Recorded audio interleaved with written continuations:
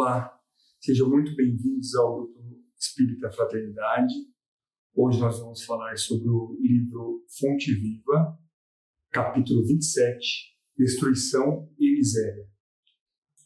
De início, nós vamos ler o trecho do Evangelho segundo o Espiritismo, no capítulo 3, Há muitas moradas na casa do meu Pai, e o item 19, Progressão dos mundos. O progresso é lei da natureza. A essa lei, todos os seres da criação, animados e inanimados, foram submetidos pela bondade de Deus, que quer que tudo se engrandeça e prospere. A própria destruição, que aos homens parece o termo final de todas as coisas, é apenas um meio de se chegar, pela transformação, a um estado mais perfeito, visto que tudo morre para renascer e nada sofre o aniquilamento. Ao mesmo tempo que todos os seres vivos progridem moralmente, progridem materialmente os mundos em que eles habitam. Quem pudesse acompanhar o mundo em suas diferentes fases, desde o instante em que se aglomeraram os primeiros átomos destinados a constituí-lo, vê-lo-ia a percorrer uma escala incessantemente progressiva, mas de degraus imperceptíveis para cada geração, e a oferecer aos seus habitantes uma morada cada vez mais agradável, à medida que eles próprios avançam na senda do progresso, marcham assim, paralelamente, o progresso do homem ou dos animais, seus auxiliares, o dos vegetais e o da habitação, porquanto nada em a natureza permanece estacionário. Quão grandiosa é essa ideia digna da majestade do Criador! Quanto ao contrário, é mesquinha e indigna do seu poder a que concentra a sua solicitude e a sua providência no imperceptível grão de areia, que é a terra, e restringe a humanidade aos poucos homens que a habitam. Segundo aquela lei, este mundo esteve material e moralmente no estado inferior ao que hoje se acha e se alcançará sob esse duplo aspecto a um grau mais elevado. Ele há chegado a um dos seus períodos de transformação, em que, de orbe expiatório, mudar-se-á em planeta de regeneração, onde os homens serão ditosos, porque nele imperará a lei de Deus. Santo Agostinho, Paris, 1862. Muito bem. Então, nós convidamos a todos para, nesse momento, elevarmos o pensamento a Deus, agradecendo pela oportunidade, por mais esse dia, por, através das redes sociais, da internet, levar mais esse estudo, mais essa reflexão a todos aqueles que vão de encontro a este vídeo, no momento em que for direcionado. E nessa reflexão que nós aprendamos, nós seguimos a marcha do progresso, verificando o que há de ser mudado em nós. Então, ao Mestre Jesus, nós também dedicamos esse momento aos seus emissários divinos, a todos aqueles que pretendem que nós alcancemos as nossas metas de cunho espiritual, de evolução espiritual. Nosso muito obrigado. Que o Senhor esteja conosco, que sua vontade seja feita em nossas vidas. Que assim seja. Muito bem. Emmanuel, ele começa com esse título, que é no capítulo 27 do livro Fonte Viva, né? Destruição e Miséria. E referenciando um capítulo e versículo bíblico que está na carta aos Romanos, escrita por Paulo. E esse versículo é: em seus caminhos há destruição e miséria. Bom, a gente, ao refletir sobre esta belíssima página, né, escrita por Emmanuel, esse espírito que dedicou, né, muita atenção para que a gente seguisse, né, passos seguros, né, após conhecer não só a doutrina espírita, mas nos dizermos cristãos. Ele foi e é um grande missionário, né, que até hoje suas palavras ecoam, né, porque um dia ele também fez a sua conversão, alinhou os seus caminhos e hoje cada vez mais tem dedicado o seu tempo a ajudar a tantos. E aí essa contribuição, né, que nós refletimos por isso através desse canal, também é que a gente ressoe, né, cada vez mais essas palavras, para que essa reflexão encontre em nós morada segura e que ela venha nos renovar. Tá bem? Então, o seu versículo em Romanos, né, capítulo 3, versículo 16, diz assim: em seus caminhos há destruição e miséria. Então, no seu primeiro parágrafo, Emmanuel já começa incisivamente. Quando o discípulo se distancia da confiança no mestre e se equivoca a ação nas linhas do exemplo que o seu divino apóstolo nos legou, preferindo a senda vasta da infidelidade à própria consciência, cava sem perceber largos abismos de destruição e miséria por onde passa. Então, para nós que nos dizemos cristãos, a confiança deve ser irrestrita na providência divina, no Mestre Jesus, porque se a gente se atentar, foi o única forma que ele aceitou ser chamado Jesus enquanto esteve aqui com nós encarnado, né, no planeta encarnado. Foi o único título que ele deixou ser chamado, foi o de mestre. Então a gente já parou para pensar, né? Quanta sabedoria há em um mestre, né? Um mestre que mudou todo o rumo da humanidade, né? Que trouxe questões filosóficas que até hoje nós nos debruçamos em entender e, além do entender, as praticar. Então, quando o discípulo se distancia como cristão dessa condição de não ter mais confiança no seu mestre, ele certamente, né, ele abre, né, um abismo, né, de situações, né, até o Emmanuel vai falar que ele entra numa senda, né, ele prefere uma senda de infidelidade à própria consciência, porque a gente estuda, né, verifica nas obras, né, subsidiárias a base kardeciana, né, a base doutrinária espírita.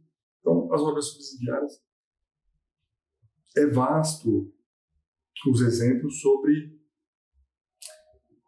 a gente se propõe a encarnar, né, com o intuito de render bons frutos, né, de caminhar em favor de se aperfeiçoar, de melhorar. E aí, os cristãos que se dizem cristãos, que falam da boca para fora, né, que só recitam capítulos e versículos, mas se distanciam, né, em relação à confiança do mestre, né, eles traem a sua própria consciência, são infiéis à sua própria consciência, porque através do esquecimento, eu sei que pode ser uma questão complexa, e muitas vezes até conflituosa, mas é uma forma de uma imprevidência, né? A gente se tornar infiel, porque na nossa própria consciência está lá, né? A gente precisa desses ajustes. E aí, ao reencarnar, a gente entra nessa condição, né? Muitos, né? Entram nessa condição de carvarem largos abismos de destruição e miséria por onde passam, porque são infiéis à sua própria consciência. Então, o Emmanuel continua no segundo parágrafo, falando assim: se cristaliza a mente na ociosidade. Então, aqueles que intentam, né,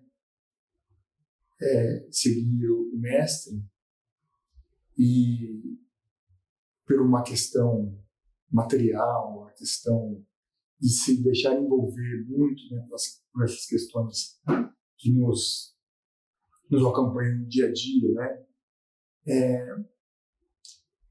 Ao cristalizar a mente em condições inferiores do plano físico, eles acabam se deixando levar pela ociosidade. Então, o Emmanuel continua: elimina o bom ânimo no coração dos trabalhadores, que o cercam e estrangulam suas próprias oportunidades de servir. Então, essa mente ociosa, essa mente cristalizada, que fixa em um pensamento retrógrado, limitante, ela, ao conviver com as demais, ela acaba que atrapalha, né? Atrapalha. O Emmanuel foi até mais longe, né? Estrangula os trabalhadores que o cercam. Então, imagina a gente, no nosso cotidiano, nos trabalhos nossos cotidianos, né, nossa vida de responsabilidade profissional, então, a gente não tiver uma mentalidade aberta, uma mentalidade nobre, uma mentalidade que age, né, que está em constante aprimoramento, que exemplo a gente vai estar dando para aqueles que nos cercam, né? Então, a mente ociosa, a mente cristalizada, ela acaba influenciando diretamente ou indiretamente aqueles que o cercam. Então, estrangula as suas próprias oportunidades de servir. Então, imagina só quantas oportunidades nós temos no nosso dia a dia de servir. Ah, mas preciso fazer grandes movimentos. Não. Quem sabe a gente não precisa nem falar nada. A gente só em demonstrar em pequenas ações, né? Deixar o ambiente organizado, ajudar uma tarefa simples, né? Sabe, questões assim simples, não deixar lixo, né? Coisas fora do lugar. Uma organização básica já é uma demonstração, né, de uma mente que não é ociosa. Se desce ao desfiladeiro da negação, né, vive na negatividade, destrói as esperanças tenras no sentimento de quantos se abriram da fé e tece vasta rede de sombras para si mesmo. Então, a negatividade vai influenciar quem, a não ser para o mal. Imagina só o quanto de influência nós podemos ter naqueles todos que nos servem, nossa vida familiar, nosso cotidiano, das nossas atividades em geral. Imagina só. E como é desagradável, né? A gente ter essa condição, né, de estar assim, em meio a uma negatividade, né, sem perceber que aquilo tudo ali ao nosso redor pode assim, se contagiar por esse sentimento. E vejam bem, a nossa vida tem que ser sempre calcada, né, pelo que a gente pensa, pelo que a gente fala e pelas coisas que a gente faz. Aí a gente pode verificar a seguinte condição. Eu não faço, eu não falo, mas se você pensa, você já está influenciando. Em todas as oportunidades que você estiver presente, você já está influenciando. Então, nós refletamos que a disciplina tem que andar sempre muito bem engrenada, porque eu já consegui polir minhas atitudes, já consegui polir minha fala, e o pensamento, e as coisas que a gente pensa, as coisas que a gente pensa em relação aos nossos pares, aqueles que estão ao nosso redor, aqueles que convivem conosco, aqueles que nós encontramos fazendo alguma coisa que desagrade na rua, em outras dependências. Então, pensamos sobre isso. Então, se desce ou desfiladeira da negatividade, de suas esperanças tenras, o sentimento de quantos se abriram da fé e tece vasta rede de sombra para si mesmo. Então, além de interagir negativamente com aqueles que estão à nossa volta, encarnados e desencarnados, a gente começa a tecer uma rede. Imagina só uma rede, né? Uma rede de influências negativas, de sombras para nós mesmos. Então, aquele lance de atração, né? O que a gente começa a atrair, né? Para o nosso cotidiano, para a nossa vida no geral. Se transfere a alma para a residência escura do vício, sufoca as virtudes nascentes nos companheiros de jornada e adquire débitos pesados para o futuro. Bom, nós temos aí, né, essa condição do vício que beira mais ao comum. Então a gente vai verificar, né, os que gostam de ter o hábito, né, da viciação na bebida alcoólica, no tabagismo, na maledicência, em assistir vídeos que não são tão bons, as fofocas no geral, vamos falar assim, as consequências da guerra, fica só verificando as torcidas, né, as torcidas negativas, né, intentando o mal para o adversário.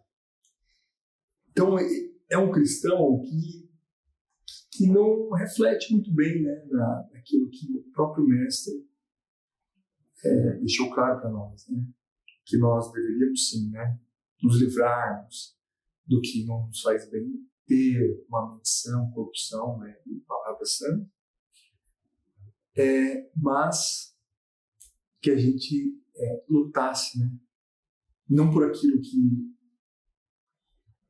as máscaras, né, das nossas rotinas velam, né, o que realmente nós somos, o que realmente nós fazemos, mas no nosso íntimo, né, na nossa intimidade, o que a gente tem feito que beira ao vício, onde sufoca as virtudes e que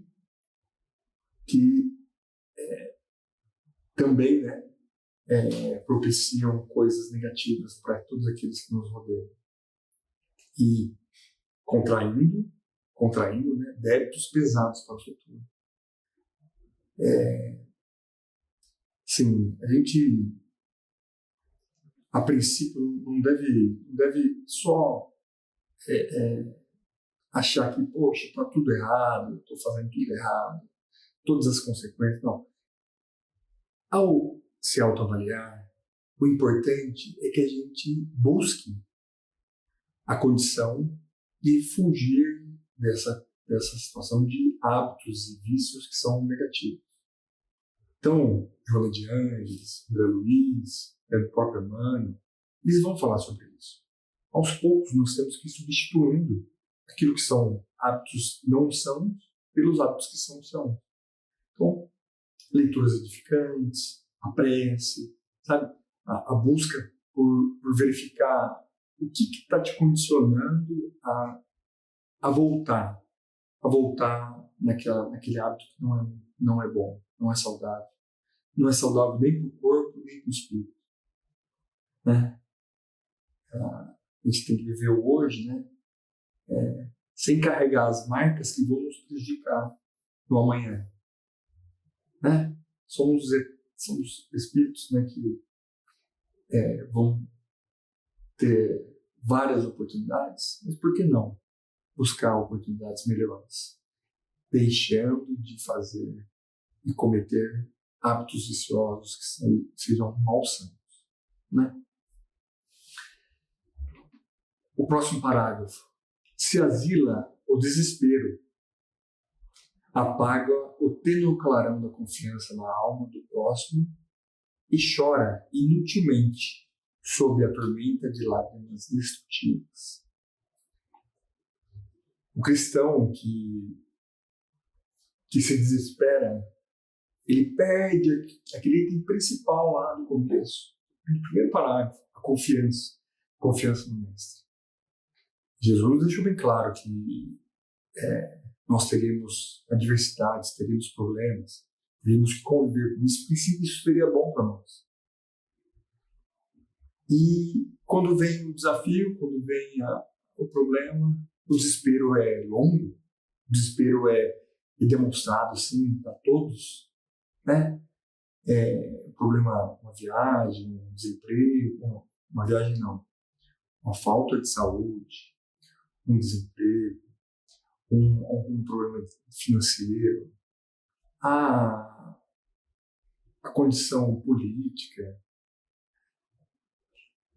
as climáticas naturais, aí, os problemas climáticos naturais, né, que o mundo sofre essas transformações, como bem diz Santo Agostinho, no Evangelho que nós acabamos de ler. Então, o cristão, né, que é convicto, que mantém essa confiança, ele não se desespera por esses acontecimentos. O natural, o correto, né, para aqueles que já buscam uma elevação de consciência, né, um aprofundamento, né, das sensações espirituais, né, da confiança em Deus, da confiança no Cristo, em tantos espíritos que regem, né, que os auxiliam, né, no controle aí das situações dos seres humanos e no planeta em si, né. O cristão, ele não se deixa desesperar. Às vezes as notícias são impactantes, mas isso seja momentâneo, que uma prece já nos acerene os nossos pensamentos, que a gente, ao comentar sobre, não passe as informações com desespero, com o fim de tudo. A gente tem que ter a segurança do que Jesus trouxe para nós, que não seria o fim. Em meio a tudo isso, ainda não seria o fim. Então,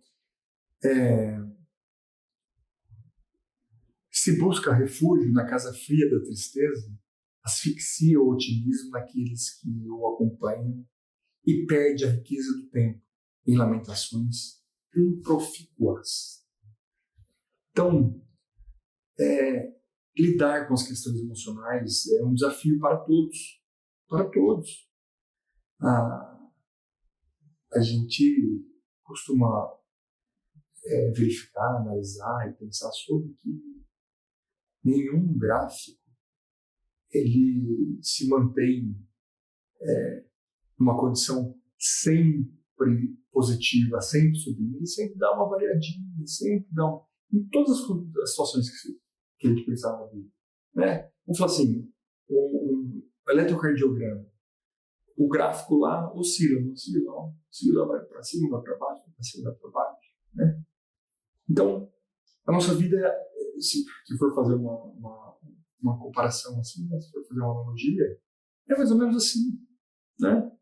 Nós vivemos o nosso alto e baixo. Só que os altos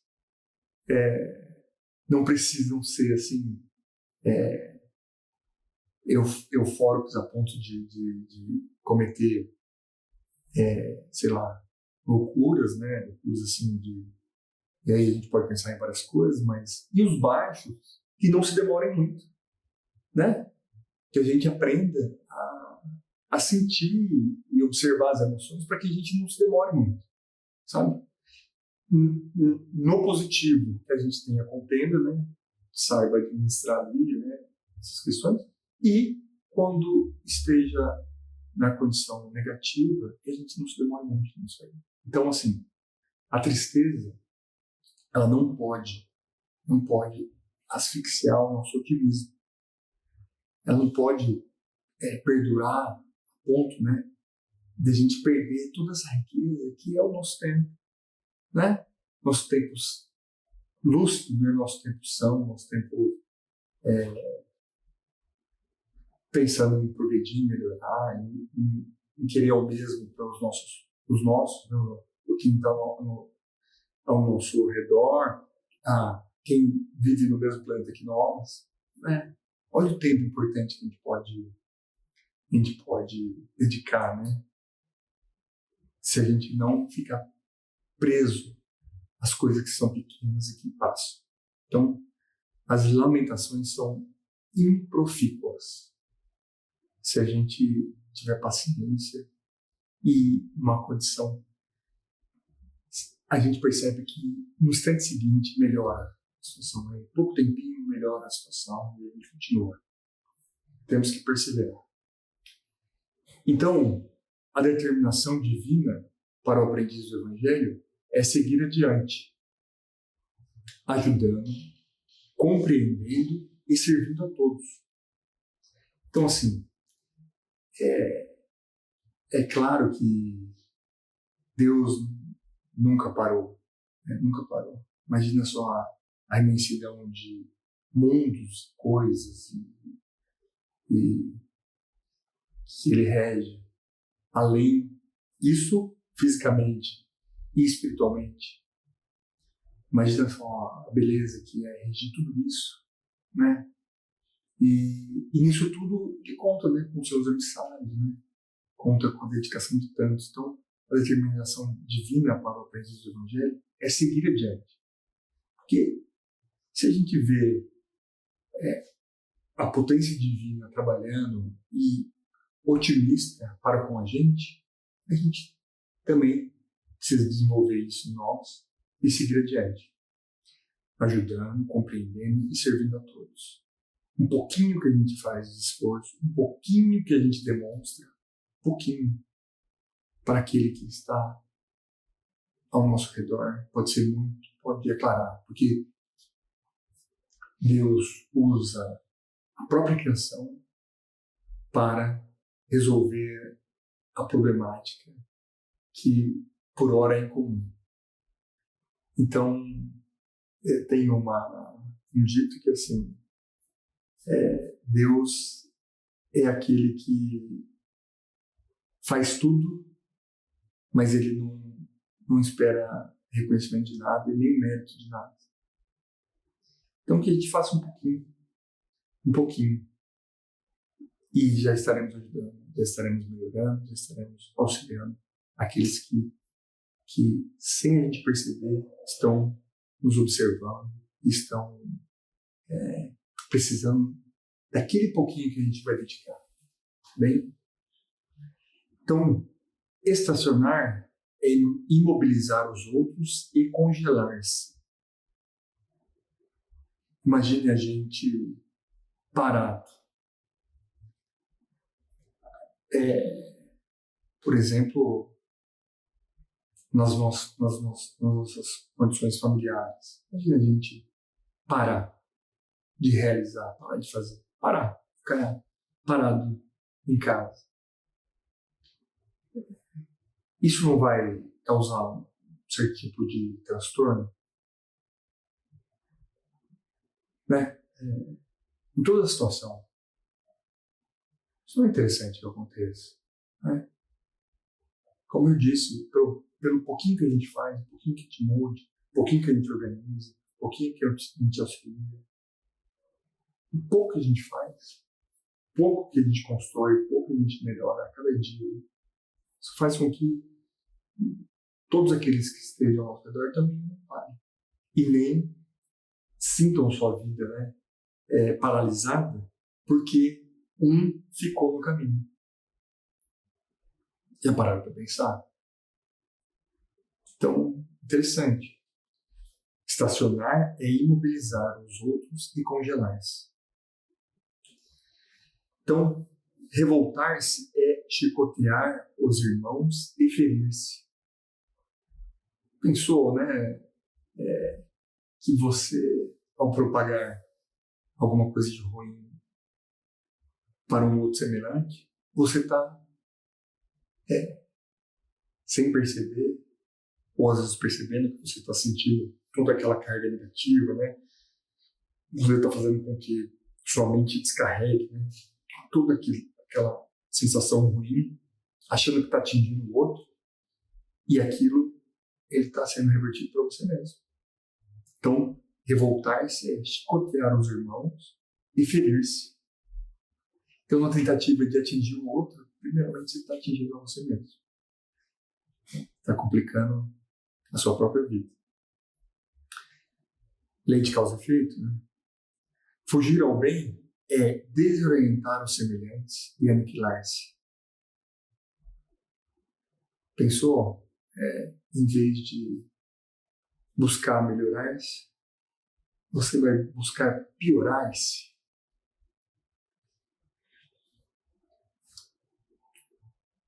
Não é uma condição de desorientação tal que pode acabar atrapalhando aos demais, né?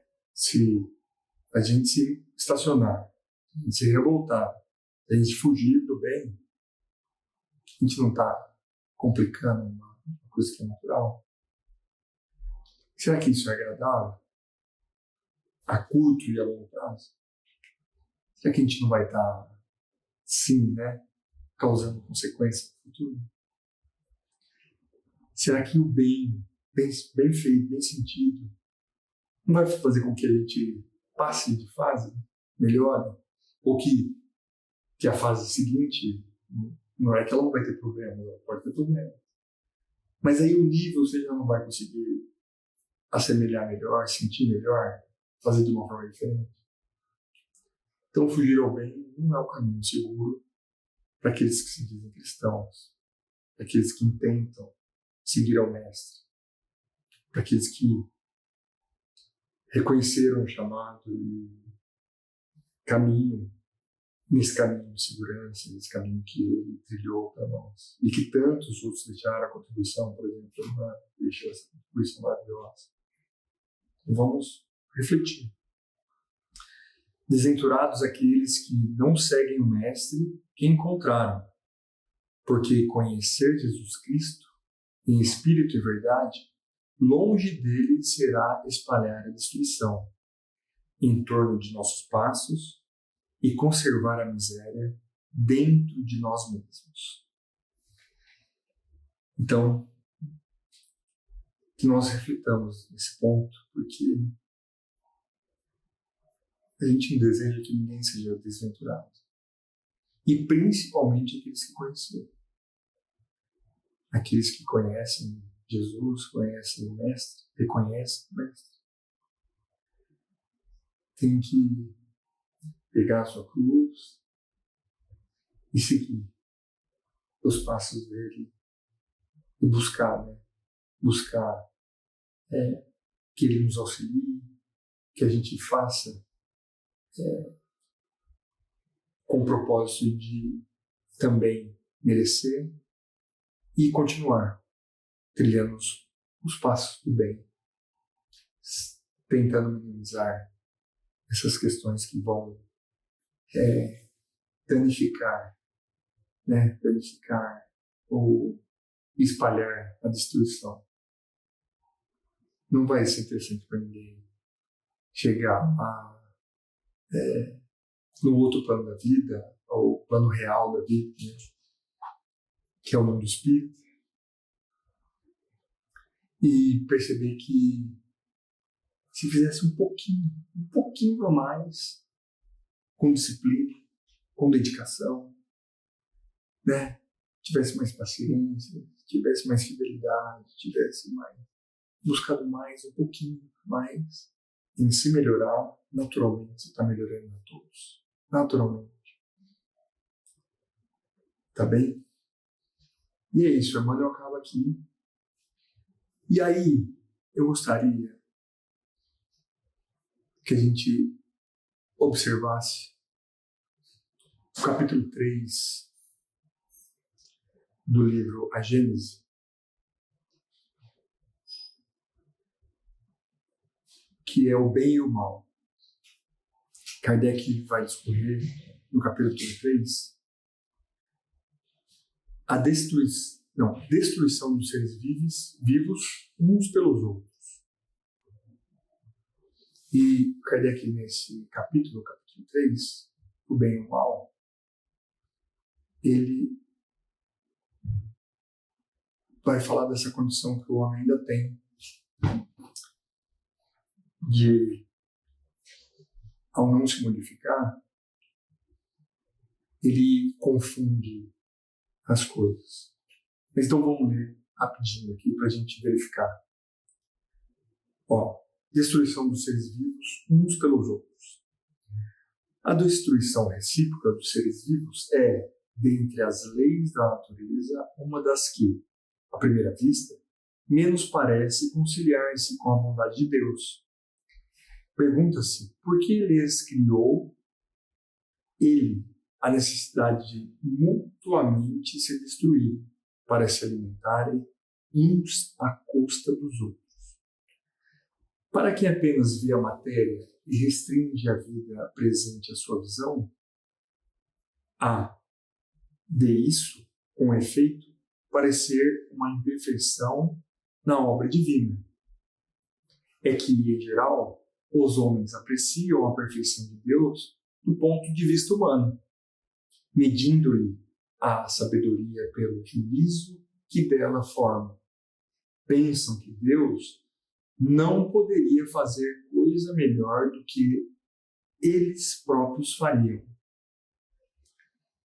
Não lhes permitindo a curta visão de que dispõem, apreciar o conjunto, não compreendem que um bem real possa decorrer de um mal aparente.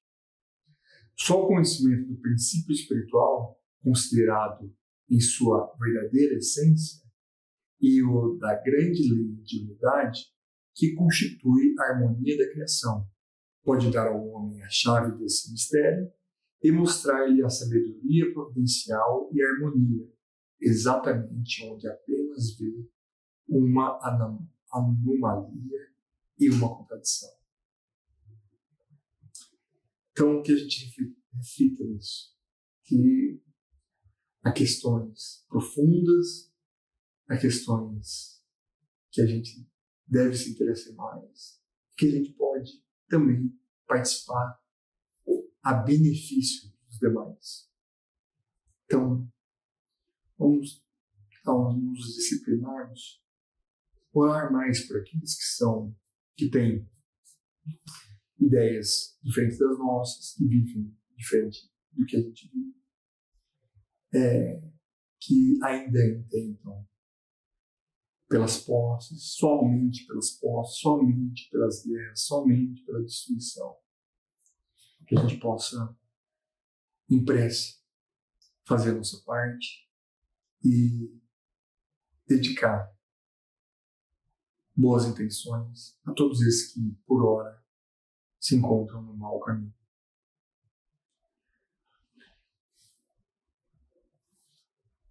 A Deus nós agradecemos pela oportunidade de estarmos aqui, a refletirmos nesses textos, né?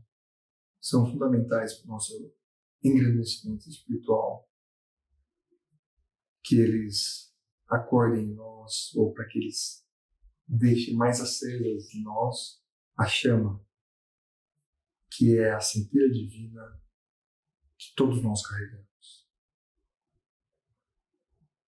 Que nós sejamos inspirados cada vez mais em nos condicionarmos ao bem, ao nos dedicarmos a fazer o bem, a pensar no bem, ao falar no bem, e que ao nós fazermos a nossa parte, nós tenhamos a certeza que todos aqueles que caminham conosco